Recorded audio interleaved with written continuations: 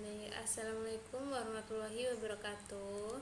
Bagaimana kabarnya anak-anak semua? Tetap semangat ya untuk belajar matematika. Jangan bosan untuk belajar matematika.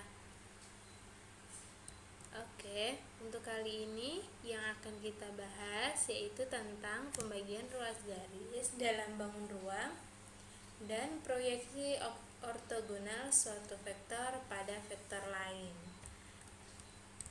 Kita cek materinya. Yang pertama yang kita bahas yaitu tentang pembagian ruas garis dalam bangun ruang. Untuk pembagian ruas garis dalam bangun ruang itu pada di R2 kita sudah bahas, yaitu ada titik X dan titik Y.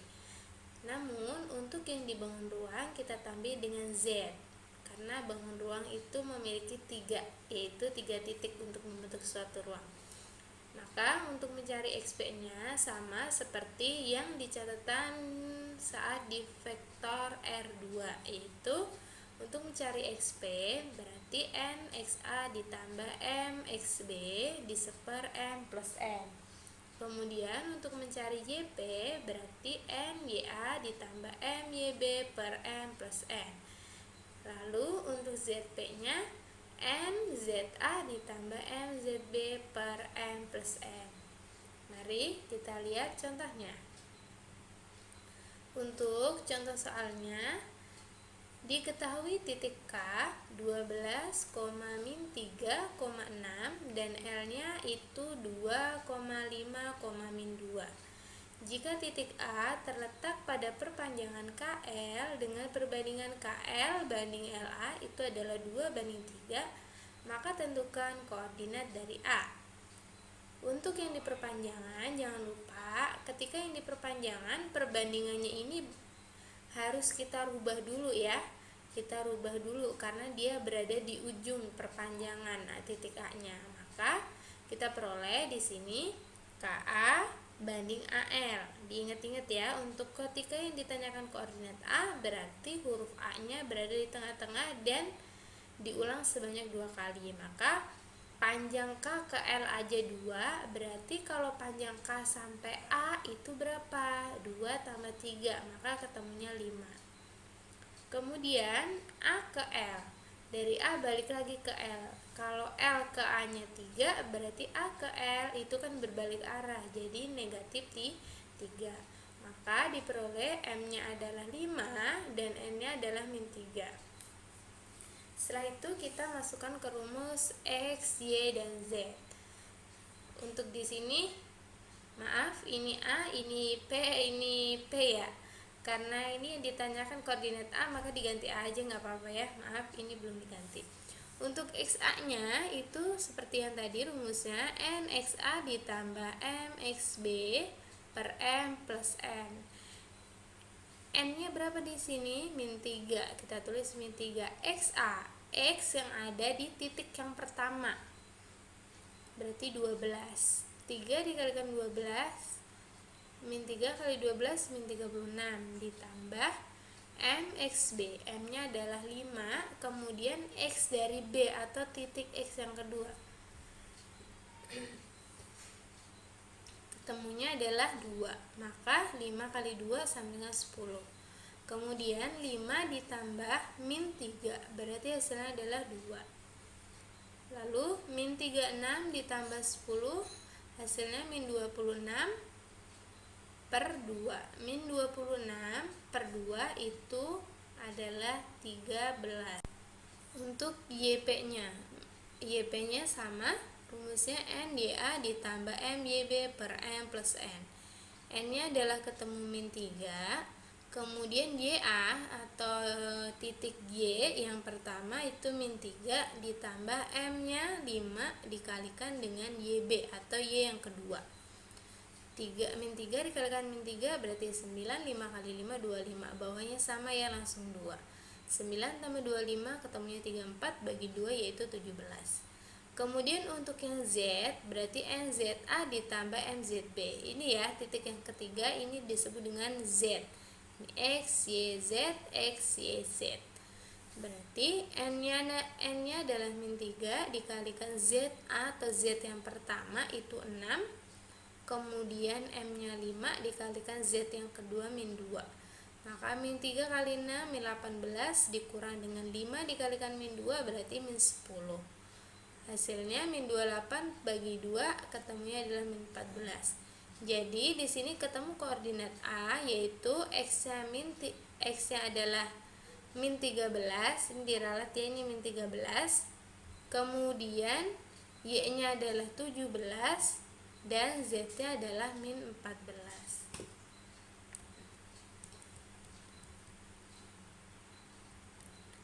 Kemudian untuk proyeksi ortogonal suatu vektor pada vektor lain. Ada dua jenis proyeksi. Yang pertama, proyeksi skalar ortogonal dan proyeksi vektor ortogonal. Bedanya di kata-kata skalar dan vektor. Untuk rumusnya juga beda. Ketika di sini yang ditanyakan proyeksi skalar ortogonal, maka rumusnya ini hanya simbol ya, vektor panjang vektor C sama dengan vektor A dikalikan vektor B dibagi dengan panjang vektor B. Untuk panjang vektor B gimana cara mencarinya? Yaitu dengan akar dari titik-titik yang ada di vektor B dikuadratkan satu per satu. Ya, ini untuk rumus skalarnya. Untuk rumus skalar, di sini kan ada proyeksi skalar vektor A ke arah vektor B. Maka ketika yang terakhir itu diarahkan ke B, maka B-nya di sini berulang 2 kali ya. Nanti berbalik, ketika di sini yang ditanyakan B ke A, di sini B ke A, berarti dibalik di sini. Di sini adalah per A bukan per B. Jadi A-nya diulang sebanyak 2 kali, tergantung yang vektor yang diarahin terakhir itu apa. Nah, untuk proyeksi vektor ortogonal itu sama. Untuk rumusnya berbedanya di sini ada kuadratnya dan di sini dikalikan dengan vektor B lagi. Berarti di sini panjang vektor C sama dengan vektor A kalikan vektor B diseper panjang vektor B kuadrat dikalikan dengan vektor B. Dimana misalkan di sini yang diketahui vektor A pada vektor B.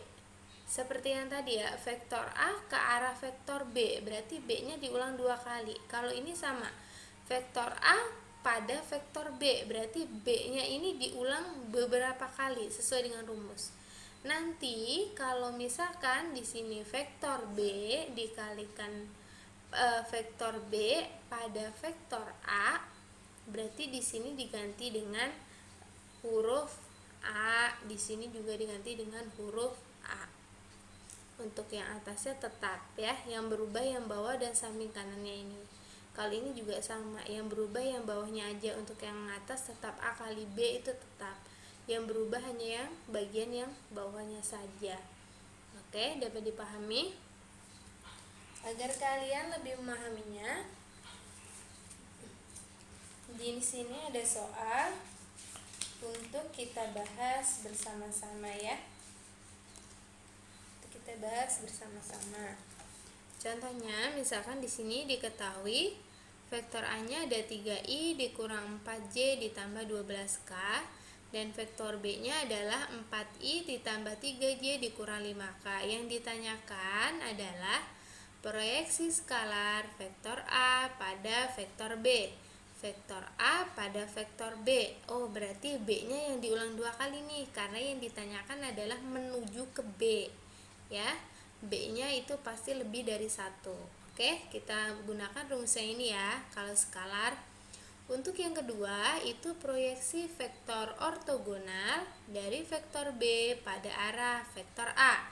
Oh, ini dibalik nih, vektor B ke vektor A. Oh, berarti A-nya yang diulang beberapa kali, bukan B-nya.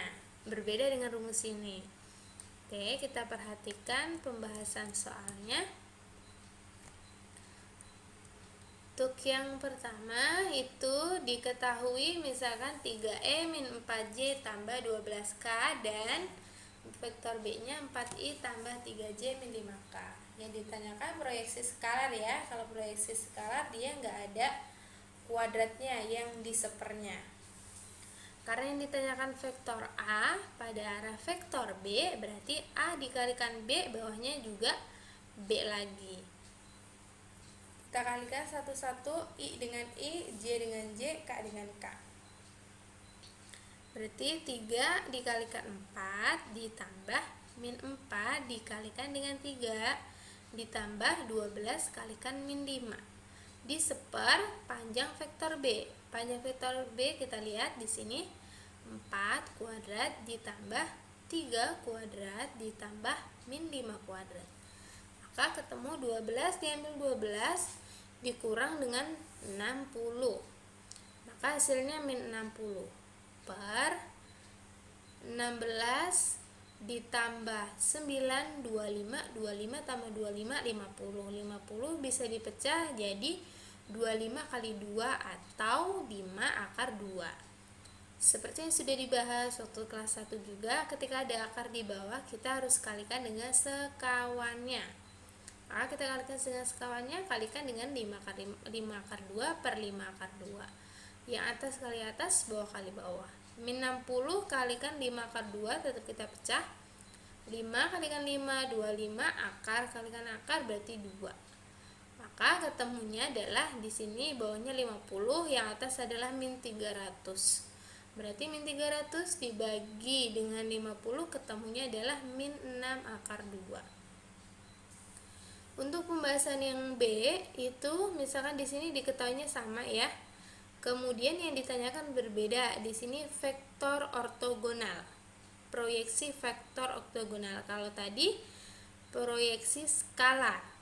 Untuk proyeksi vektor ortogonal rumusnya adalah A dikalikan B. Di sini dilihat B ke arah A.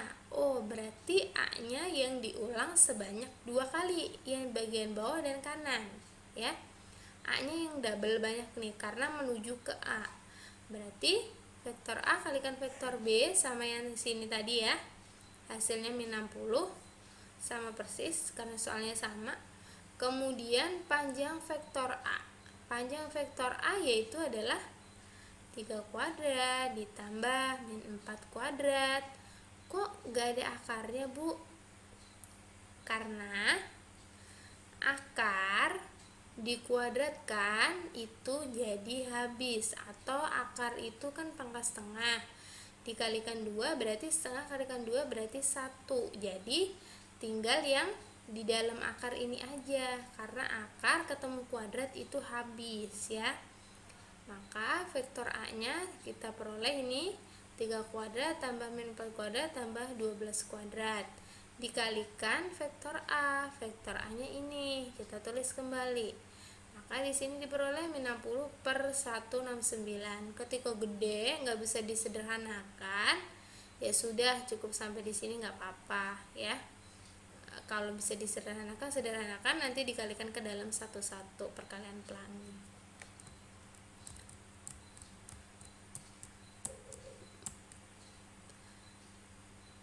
Untuk yang tadi sudah kita bahas tentang contoh soalnya. Kemudian Ibu minta kalian untuk mengerjakan soal latihan hanya 2 soal, yaitu A dan B saja. Kalian kerjakan dengan baik, yang teliti dan penuh rasa tanggung jawab. Semoga kalian dapat mengerti. Untuk materi yang kali ini kurang lebihnya Ibu mohon maaf. Wassalamualaikum warahmatullahi wabarakatuh.